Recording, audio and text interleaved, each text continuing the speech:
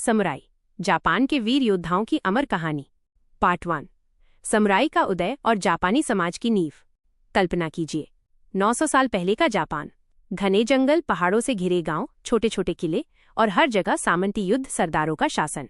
इस उथल पुथल भरे समय में जन्म लेता है एक ऐसा वर्ग जो आने वाली सदियों तक जापान की आत्मा बन जाता है। ये हैं समुराई। 1। जापान की ऐतिहासिक पृष्ठभूमि। समुराई को समझने से पहले हमें उस जापान को समझना होगा जहां उनकी उत्पत्ति हुई। 8वीं से 12वीं शताब्दी का जापान निरंतर संघर्षों से घिरा हुआ था। छोटे छोटे प्रांतीय सरदार डैमेम्यो अपने अपने क्षेत्रों पर शासन करते थे। सम्राट एम्परर का स्थान तो सर्वोच्च था, लेकिन वास्तविक सत्ता अक्सर इन सामंती सरदारों और शोगुन सैन्य शासक के हाथों में होती थी। यानी समाज की व्यवस्था कुछ इस प्रकार थी। 1. सम्राट एम्परर, धार्मिक और सांस्कृतिक प्रतीक। 2. शोगुन, शोगुन असली शासक जो सेना का प्रमुख होता था। 3. डायम्यो, डायम्यो स्थानीय जमींदार, युद्ध सरदार। 4. समुराई, समुराई इन सरदारों की सेवा करने वाले प्रशिक्षित योद्धा। 5. किसान और कारीगर। 6. व्यापारी। इस व्यवस्था में समुराई योद्धा न केवल युद्ध लड़ने के लिए थे, बल्कि व्यवस्था बनाए रखने और अपने स्वामी लॉर्ड की रक्षा करने के लिए भी थे। 2. समुराई शब्द का अर्थ। समुराई शब्द जापानी शब्द साबुराओ से आया है, जिसका मतलब है सेवा करना। यानी समुराई वो है जो अपने स्वामी डायम्यो या शोगुन की सेवा और रक्षा करता है। बाद में बुशी, बुशी शब्द भी इस्तेमाल हुआ, जिसका मतलब है योद्धा। इसलिए अक्सर उन्हें बुशी वॉरियर्स या सैमुराई वॉरियर्स कहा जाता है। 3. समुराई का जन्म कैसे हुआ। समुराई का जन्म 10वीं शताब्दी के अंत में हुआ, जब जापान में शांति की जगह लगातार छोटे बड़े युद्ध होने लगे। स्थानीय जमींदारों को अपनी जमीन और किसानों की रक्षा करने के लिए प्रशिक्षित सैनिकों की जरूरत पड़ी। धीरे धीरे ये सैनिक एक अलग वर्ग में बदल गए। इन सैनिकों ने सिर्फ तलवारबाजी ही नहीं सीखी, बल्कि एक खास जीवन दर्शन अपनाया। यही वर्ग समुराई कहलाया। समुराई सिर्फ लड़ाके नहीं थे, वे अनुशासन, निष्ठा और साहस का प्रतीक बन गए। 4. समुराई के हथियार और कवच।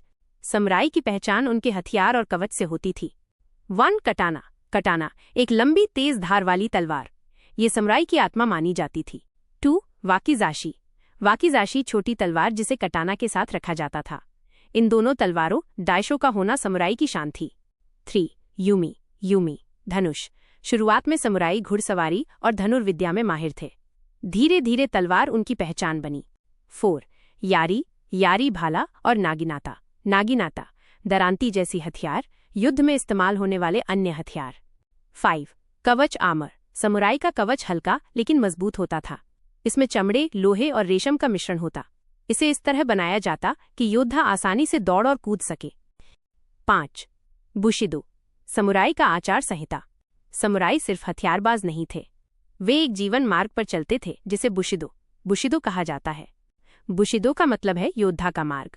इसमें ये सिद्धांत शामिल थे। 1. निष्ठा, लॉयल्टी। 2. सम्मान, ऑनर। 3. साहस, करेज। 4. अनुशासन, डिसिप्लिन। 5. आत्मसंयम, सेल्फ कंट्रोल। 6. करुणा और न्याय, कंपैशन और जस्टिस। अगर कोई समुराई असफल हो जाता या अपमानित होता तो वो सेप्पुकु, सेप्पुकु नामक अनुष्ठानिक आत्महत्या करता था ताकि उसका सम्मान बचा रहे। 6. समुराई और जापानी समाज। समुराई का स्थान समाज में बहुत ऊंचा था। किसान, कारीगर और व्यापारी उनसे नीचे माने जाते थे। हालांकि किसान समाज के लिए आवश्यक थे, फिर भी समुराई उनके ऊपर थे। व्यापारी सबसे नीचे थे क्योंकि जापानी संस्कृति में व्यापार को निम्न काम माना जाता था।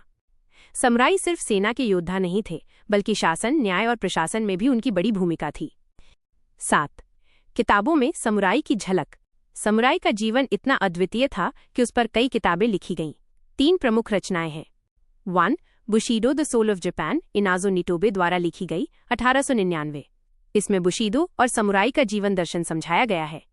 2. हगाकुरे, यामामोटो सुनेटोमो द्वारा। इसमें समुराई के वास्तविक अनुभव, विचार और शिक्षाएं दर्ज हैं। 3. मुसाशी, एजी योशिकावा का उपन्यास।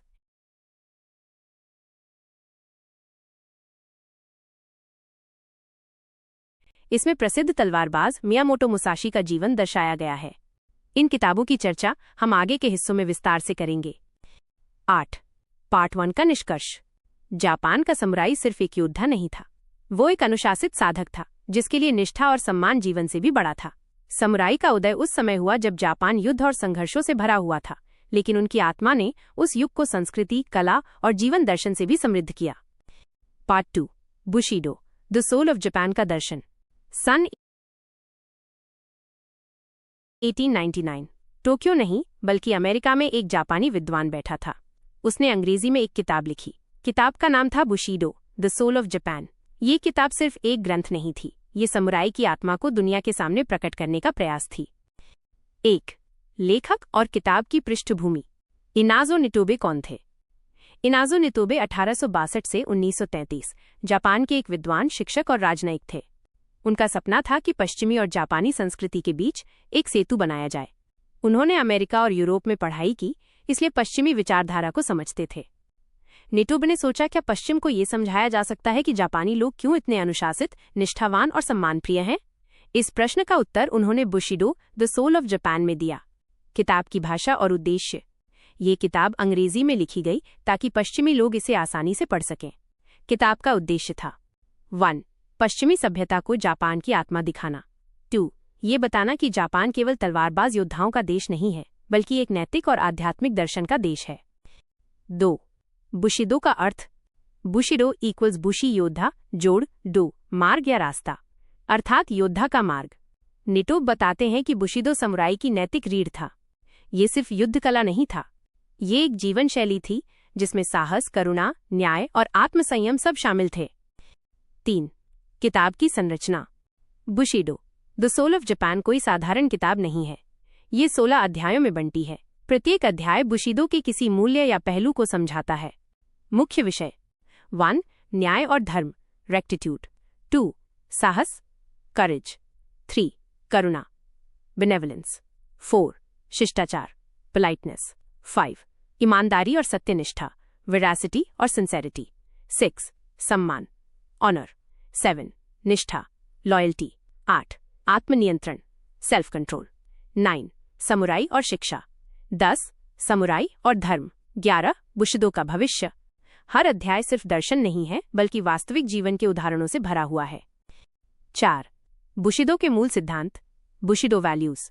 अब आइए एक एक करके उन मूल्यों को देखें जिन्हें निटोब ने बुशिदो की आत्मा कहा। 1.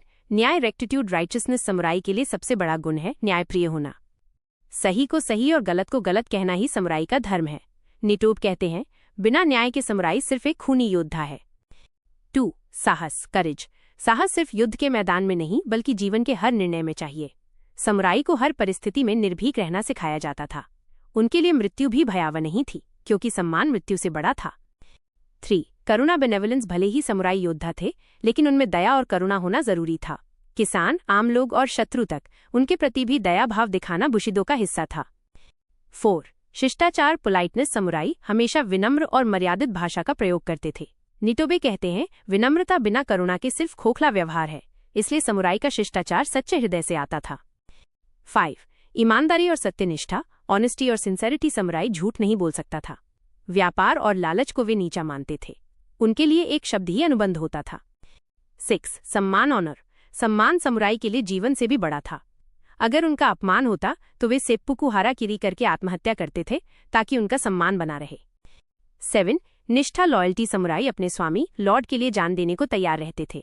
निष्ठा उनका सबसे बड़ा कर्तव्य था। निटोबे कहते हैं, निष्ठा समुराई की आत्मा की जड़ है। 8. आत्मनियंत्रण, सेल्फ कंट्रोल। समुराई को अपने गुस्से, लालच और इच्छाओं पर नियंत्रण रखना होता था। उन्होंने सिखाया, जो खुद पर विजय पा लेता है वही सच्चा विजेता है। 5. पश्चिम पर प्रभाव। जब यह किताब पश्चिमी देशों में पहुंची तो लोगों ने पहली बार समझा कि जापानी संस्कृति क्यों इतनी अनुशासित और गहरी है। अमेरिकी राष्ट्रपति थियोडोर रूजवेल्ट ने इसे पढ़कर बहुत सराहा। यूरोप में इसे जापानी नैतिकता की खिड़की माना गया। कई दार्शनिकों और नेताओं ने बुशिदो से प्रेरणा ली। 6. आधुनिक जीवन में बुशिदो। आज भले ही समुराई वर्ग नहीं है, लेकिन बुशिदो के मूल्य अभी भी जीवित हैं। जापानी कंपनियों में निष्ठा और अनुशासन की संस्कृति, खिलाड़ियों में सम्मान और आत्मनियंत्रण, लोगों के दैनिक जीवन में ईमानदारी और शिष्टाचार। निटोबे की किताब आज भी ये सिखाती है कि साहस, निष्ठा और सम्मान सिर्फ युद्ध के मैदान के लिए नहीं है, बल्कि जीवन के हर क्षेत्र में जरूरी हैं। 7. पार्ट 2 का निष्कर्ष। नरेटर, आवाज। बुशिदो, द सोल ऑफ जापान सिर्फ एक किताब नहीं, बल्कि जापान की आत्मा का आईना है। नीटोब ने पश्चिम को दिखाया कि समुराई तलवार से ज्यादा अपने मूल्यों से महान थे।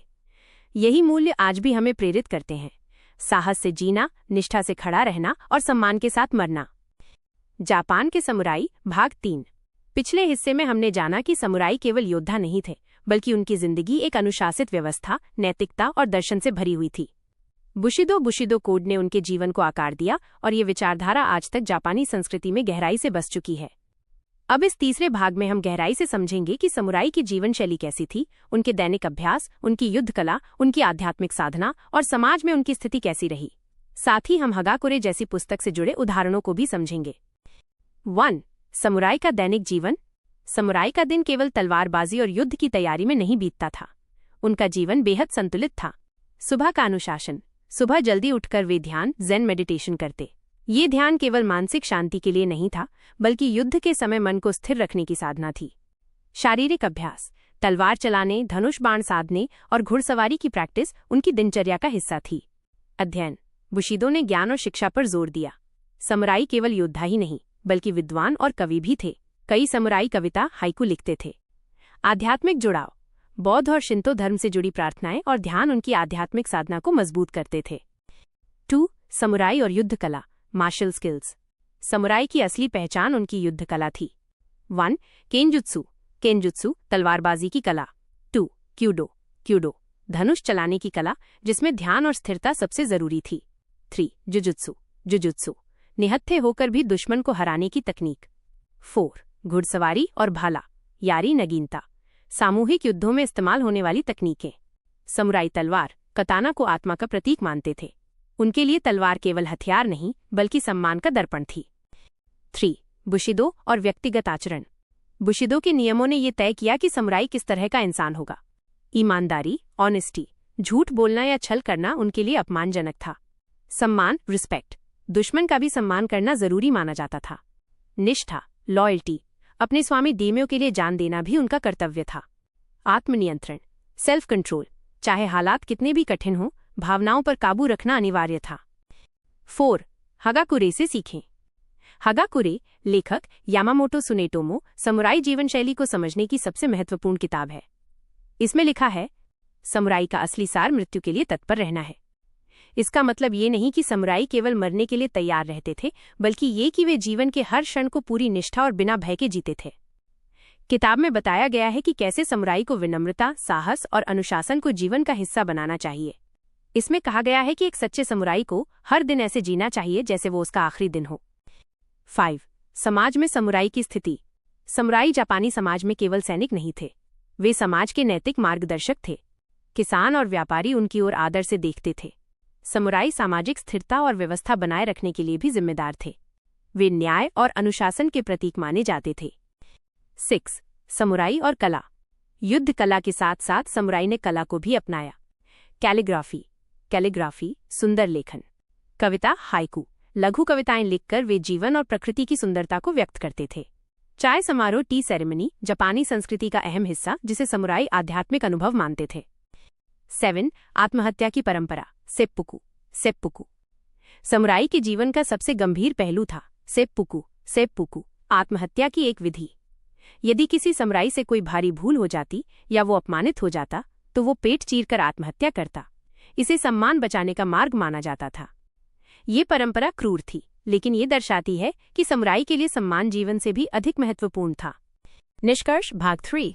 इस हिस्से में हमने देखा कि समुराई का जीवन केवल तलवार और युद्ध तक सीमित नहीं था। उनका हर पहलू ध्यान, कला, शिक्षा, सम्मान और अनुशासन से जुड़ा था। हागाकुरे जैसी किताबें हमें ये दिखाती हैं कि समुराई का असली बल उनकी मानसिकता और आत्मिक अनुशासन में था, न कि केवल हथियारों में। अगले भाग पार्ट 4 में हम समुराई की महान गाथाओं पर ध्यान देंगे, विशेषकर मियामोटो मुसाशी और उनकी प्रसिद्ध किताब द बुक ऑफ 5 रिंग्स तथा उपन्यास मुसाशी एजी योशिकावा से जुड़ी सीख पर। पिछले भाग में हमने देखा कि समुराई केवल योद्धा नहीं, बल्कि अनुशासन, सम्मान, कला और आध्यात्मिक साधना से जुड़ा हुआ जीवन जीते थे। उनके लिए बुशिदो केवल युद्ध का नियम नहीं था, बल्कि एक जीवन दर्शन था। अब इस चौथे भाग में हम समुराई इतिहास के सबसे महान योद्धा मियामोटो मुसाशी की गाथा, उनकी पुस्तक द बुक ऑफ 5 रिंग्स और उपन्यास मुसाशी एजी योशिकावा की गहराई में उतरेंगे। 1. मियामोटो मुसाशी, एक परिचय। मियामोटो मुसाशी 1584 से 1645 जापानी इतिहास के सबसे प्रसिद्ध और रहस्यमय समुराई थे। उन्होंने लगभग 60 से अधिक द्वंद्व युद्ध लड़े और कभी पराजित नहीं हुए। उनकी तलवारबाजी की शैली नितेन इची रायु 2 तलवारों से लड़ने की अनोखी तकनीक पर आधारित थी। वे केवल योद्धा नहीं बल्कि कलाकार, चित्रकार, मूर्तिकार और दार्शनिक भी थे। मुसाशी की जिंदगी को समझना समुराई की आत्मा को समझने जैसा है। 2. मुसाशी की युद्ध कला और रणनीति। मुसाशी का सबसे बड़ा योगदान उनकी रणनीतिक सोच थी। उनके अनुसार युद्ध केवल ताकत या हथियार का खेल नहीं बल्कि मन और धैर्य का खेल था। वे कहते थे कि यदि मन स्थिर हो और आंखें पूरे युद्ध क्षेत्र को देख सकें तो दुश्मन की हर चाल को पहले से भांपा जा सकता है। उन्होंने अपनी कला को इस सिद्धांत पर रखा कि युद्ध में जीतने के लिए व्यक्ति को हर परिस्थिति में अनुकूलन अडैप्टेबिलिटी करना चाहिए। 3. द बुक ऑफ 5 रिंग्स, 5 तत्वों की बुद्धिमत्ता। 1645 में मृत्यु से ठीक पहले मुसाशी ने अपनी महान पुस्तक गो रिन नोशो द बुक ऑफ 5 रिंग्स लिखी। यह पुस्तक न केवल युद्ध कला बल्कि जीवन, नेतृत्व और रणनीति का भी मार्गदर्शन देती है। पुस्तक 5 भागों में बंटी है। 1. अर्थ पृथ्वी का ग्रंथ ये नींव की तरह है। हर योद्धा को पहले बुनियादी बातों को समझना होगा: हथियार, स्थिति, संतुलन। इसका संदेश है जीवन में मजबूत नींव के बिना बड़ी उपलब्धियां नहीं मिल सकती। 2. वाटर, जल का ग्रंथ। जल हर पात्र का आकार ले सकता है। मुसाशी कहते हैं कि योद्धा को भी परिस्थिति के अनुसार ढलना चाहिए। लचीलापन और धैर्य ही असली शक्ति है। 3. फायर, अग्नि का ग्रंथ। युद्ध की गर्मी और तनाव का प्रतीक। इसमें बताया गया है कि कैसे युद्ध के दौरान तेज निर्णय और उत्साह से जीत हासिल होती है। यह आक्रामकता और साहस की शिक्षा देता है। 4. विंड, वायु का ग्रंथ। इसमें अन्य योद्धाओं और प्रतिद्वंद्वियों की शैलियों का अध्ययन किया गया है। ये सिखाता है कि हमें दूसरों को समझकर अपनी रणनीति बनानी चाहिए। प्रतियोगियों की ताकत और कमजोरी को जानना सफलता की कुंजी है। 5. वॉइड, शून्य का ग्रंथ। ये सबसे गहरा और दार्शनिक भाग है। यहाँ मुसाशी कहते हैं कि जब मन पूरी तरह खाली और मुक्त हो जाता है तब व्यक्ति सत्य को देख पाता है। यह आत्मज्ञान और मानसिक स्वतंत्रता की शिक्षा देता है। 4.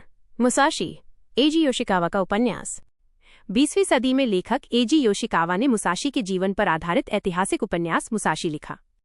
ये उपन्यास एक साधारण और गुस्सैल युवक से लेकर महान समुराई बनने की यात्रा को दर्शाता है। इसमें दिखाया गया है कि मुसाशी ने केवल तलवार नहीं सीखी बल्कि अनुशासन, धैर्य और आत्मज्ञान भी पाया। उपन्यास में कई प्रेरणादायक घटनाएं हैं, जैसे मुसाशी का अकेले पूरी सेना से भिड़ना, उनका आत्मनियंत्रण और कठोर अभ्यास, उनका प्रेम और त्याग। ये उपन्यास आज भी जापानी संस्कृति में सबसे लोकप्रिय साहित्य में गिना जाता है और ये बताता है कि एक योद्धा केवल युद्ध से नहीं बल्कि आत्मखोज से महान बनता है। 5. मुसाशी से मिली सीख। मुसाशी का जीवन और उनकी पुस्तकें हमें कई गहरी बातें सिखाती हैं। 1. अनुशासन और आत्माभ्यास। महानता लगातार साधना से आती है। 2. अनुकूलनशीलता, अडैप्टेबिलिटी। बदलती परिस्थितियों के साथ बदलना ही जीत का राज है। 3. रणनीतिक सोच। केवल ताकत से नहीं बल्कि सोच समझ और धैर्य से जीत होती है। 4. आत्मज्ञान, सेल्फ रियलाइजेशन। जब तक इंसान अपने भीतर की गहराई को नहीं समझता तब तक सच्ची जीत अधूरी है। 6. आधुनिक जीवन में द बुक ऑफ 5 रिंग्स। आज ये किताब केवल मार्शल आर्ट या युद्ध तक सीमित नहीं है। बिजनेस रणनीतियों में इसका इस्तेमाल होता है। नेतृत्व, लीडरशिप और टीम मैनेजमेंट में इसकी शिक्षाएं अपनाई जाती हैं। व्यक्तिगत विकास और आत्मनियंत्रण के लिए भी ये पुस्तक प्रेरणा देती है। निष्कर्ष भाग 4। इस भाग में हमने देखा कि मियामोटो मुसाशी किस तरह समुराई परंपरा के सबसे महान प्रतीक बने। उनकी किताब द बुक ऑफ 5 रिंग्स और योशिकावा का उपन्यास मुसाशी न केवल जापानी संस्कृति बल्कि पूरी दुनिया में प्रेरणा का स्रोत बने। मुसाशी की गाथा ये साबित करती है कि एक योद्धा की असली ताकत केवल तलवार नहीं बल्कि मन, अनुशासन और आत्मज्ञान है। अगले भाग पार्ट 5 में हम जानेंगे कि आधुनिक जापान और दुनिया में समुराई की विरासत कैसी रही, कैसे बुशिदो ने जापानी संस्कृति, राजनीति और यहाँ तक कि कॉर्पोरेट जगत को प्रभावित किया।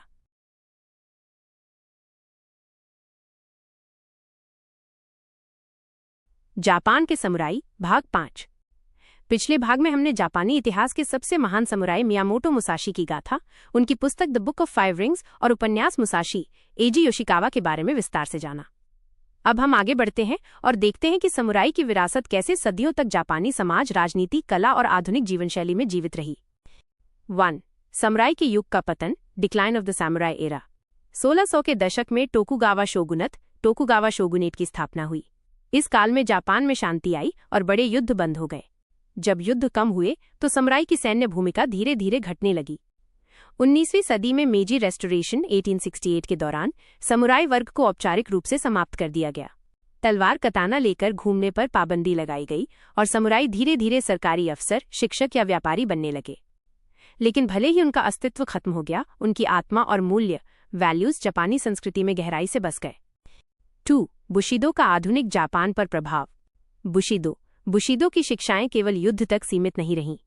शिक्षा में जापानी स्कूली बच्चों को अनुशासन, सम्मान और निष्ठा की शिक्षा दी जाती है। कला और साहित्य में बुशिदो के मूल्य कविता, चित्रकला और आधुनिक साहित्य में दिखाई देते हैं।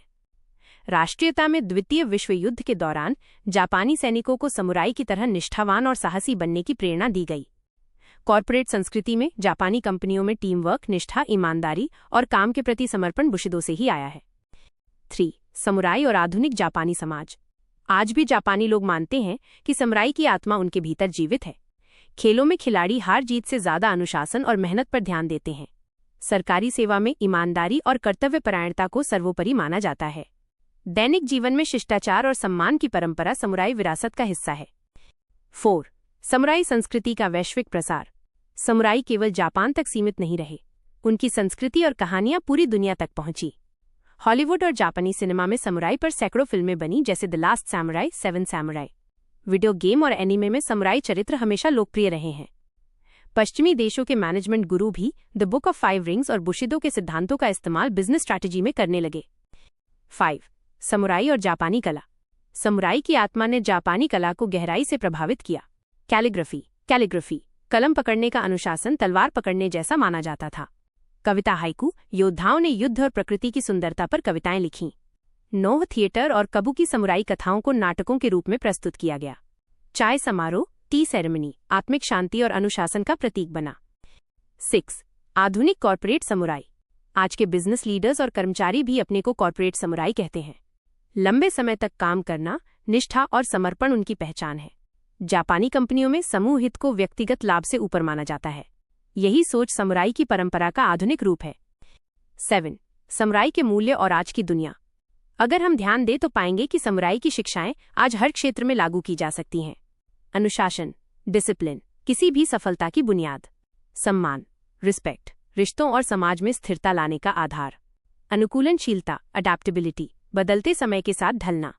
आत्मज्ञान, सेल्फ रियलाइजेशन, भीतर की शांति पाने का मार्ग। 8. साहित्यिक योगदान। समुराई पर किताबें। समुराई की गाथाओं ने कई महान किताबें दी। Bushido, the soul of Japan, Inazo Nitobe, Hagakure Yamamoto Tsunetomo, the book of 5 rings, Miyamoto Musashi Eiji Yoshikawa. इन किताबों ने समुराई की आत्मा को अमर बना दिया और पूरी दुनिया को उनके विचारों से जोड़ दिया। निष्कर्ष, भाग 5। इस भाग में हमने जाना कि भले ही समुराई का युग समाप्त हो गया, लेकिन उनकी आत्मा जापानी संस्कृति, समाज और आधुनिक जीवन में आज भी जीवित है। उनकी शिक्षाएं केवल जापान तक सीमित नहीं रहीं, बल्कि पूरी दुनिया तक पहुंची। समुराई का असली योगदान यही है। एक योद्धा का जीवन केवल युद्ध नहीं, बल्कि अनुशासन, निष्ठा और आत्मज्ञान की यात्रा है। अगले भाग पार्ट 6 अंतिम में हम समुराई की दार्शनिक गहराई, उनके जीवन दर्शन और आज की पीढ़ी के लिए सीख पर चर्चा करेंगे। साथ ही हम पूरी श्रृंखला का समापन करेंगे। जापान के समुराई, भाग 6, अंतिम भाग। भूमिका। पिछले भागों में हमने समुराई की उत्पत्ति, उनकी जीवन शैली, बुशिदो के मूल्य, हगाकुरे, द बुक ऑफ 5 रिंग्स और उपन्यास मुसाशी से सीखी गई गहरी शिक्षाओं के बारे में विस्तार से जाना। अब इस अंतिम भाग में हम समुराई दर्शन की गहराई, उनकी आध्यात्मिक दृष्टि और आज की पीढ़ी के लिए उनकी प्रासंगिकता पर चर्चा करेंगे। साथ ही हम इस पूरी श्रृंखला का समापन करेंगे ताकि आपको ये समझ आ सके कि समुराई केवल एक ऐतिहासिक योद्धा वर्ग नहीं, बल्कि एक जीवंत दर्शन है। 1. समुराई का दर्शन, योद्धा से दार्शनिक तक। समुराई केवल तलवार चलाने वाले सैनिक नहीं थे, वे दार्शनिक भी थे। उनके लिए युद्ध केवल बाहरी संघर्ष नहीं, बल्कि आंतरिक संघर्ष भी था। तलवार उनके लिए आत्मा का प्रतीक थी। जितनी साफ तलवार, उतना ही साफ चरित्र। उनके जीवन का उद्देश्य था सम्मान के साथ जीना और सम्मान के साथ मरना। समुराई का मूल संदेश यही था, अपने जीवन को अनुशासन, साहस और आत्मज्ञान से भर दो ताकि मृत्यु भी तुम्हें भयभीत न कर सके। 2. बुशिदो का आध्यात्मिक पक्ष। बुशिदो केवल नियमों का संग्रह नहीं था, ये एक आध्यात्मिक मार्ग था। बौद्ध धर्म ने उन्हें अस्थिरता, इम्पर्मनेंस का सत्य सिखाया, जीवन नश्वर है। शिंतो धर्म ने उन्हें प्रकृति के साथ जुड़ाव सिखाया। ज़ेन बौद्ध धर्म ने उन्हें ध्यान और आत्मज्ञान की गहराई दी। यही कारण है कि समुराई की मानसिक शक्ति इतनी अटूट थी। 3. मृत्यु की स्वीकृति, सेप्पुकु का दर्शन।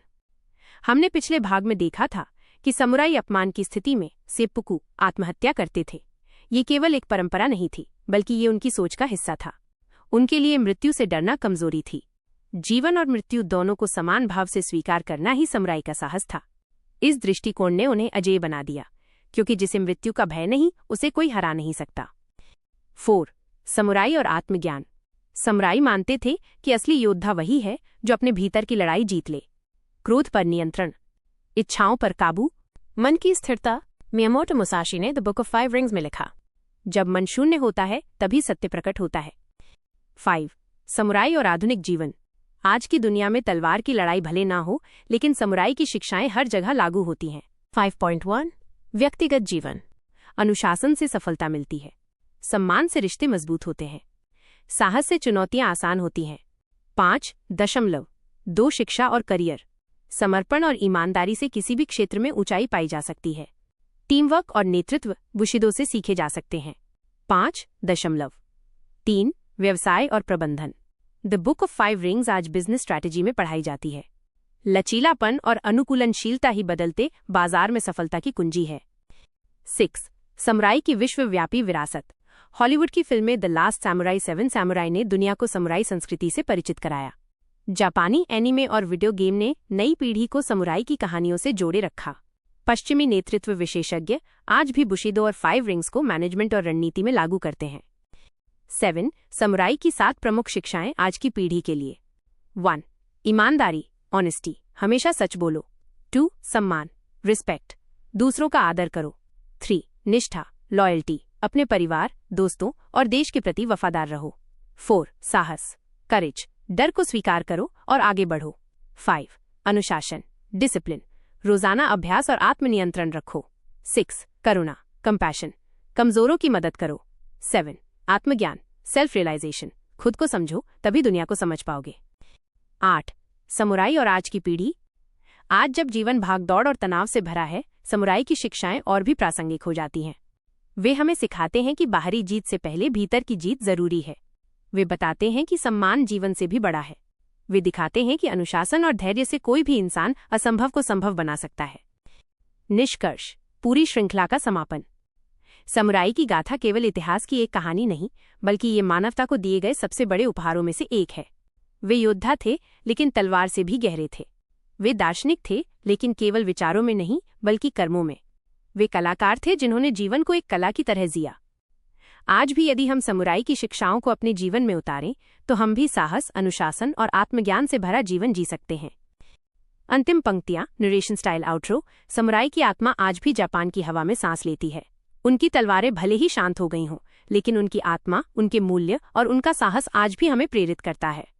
हर इंसान अपने भीतर का समुराई खोज सकता है, यदि वो ईमानदारी, साहस और आत्मज्ञान के मार्ग पर चलने का साहस करे। धन्यवाद।